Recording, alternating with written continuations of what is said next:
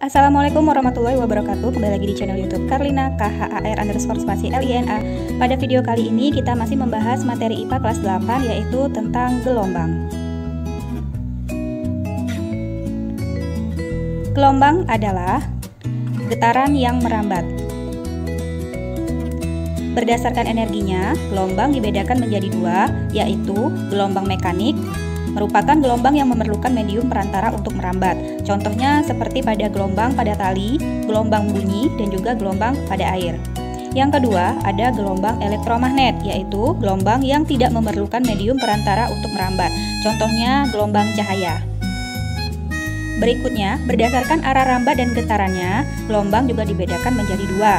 Yang pertama yaitu gelombang transversal, merupakan gelombang yang arah getarnya tegak lurus dengan arah rambatnya. Contohnya gelombang pada tali dan gelombang air.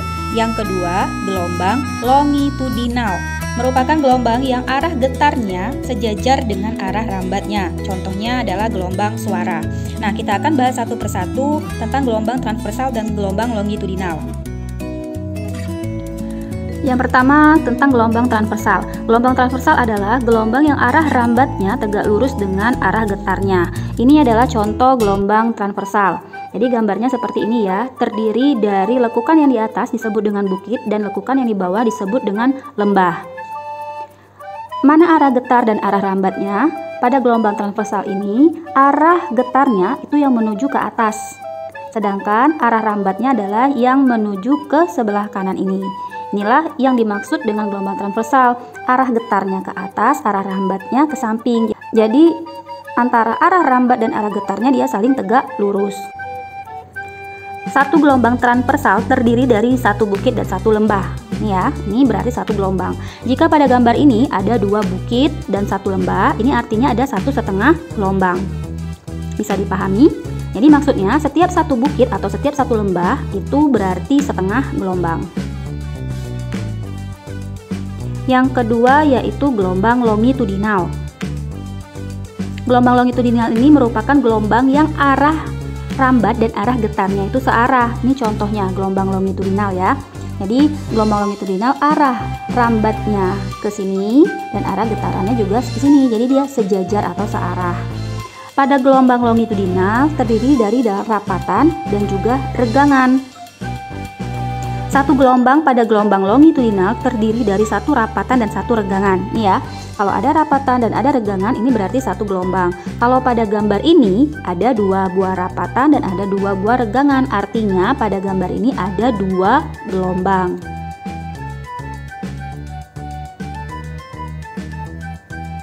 Nah, gelombang itu bisa diukur atau dihitung nilai cepat rambatnya. Kelajuan dari gelombang itu bisa dihitung dengan menggunakan rumus V sama dengan lambda dibagi T atau V sama dengan lambda dikali F, mana V adalah cepat rambat gelombang, satuannya meter per sekon. Lambda, ini lambang seperti ini disebut dengan lambda.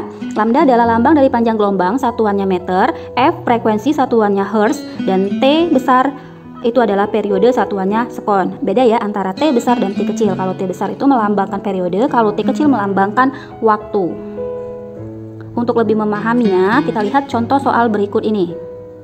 Dua buah gabus berada di puncak gelombang. Keduanya naik turun di atas permukaan air laut sebanyak 20 kali dalam waktu 4 detik mengikuti gelombang air laut.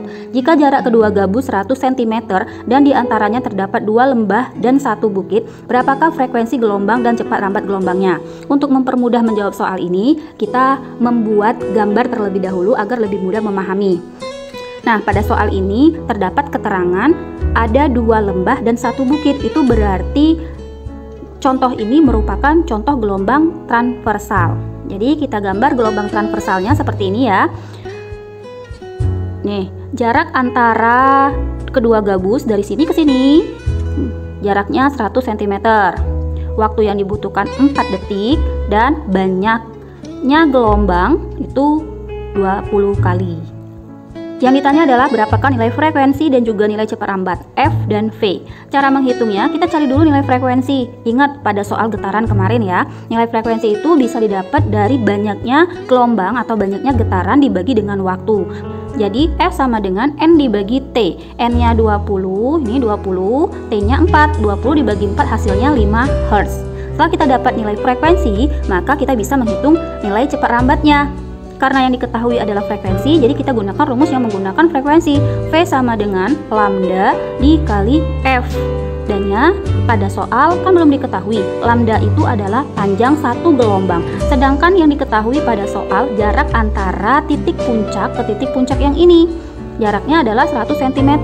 Kita lihat jarak antara dua titik ini terdiri dari berapa gelombang?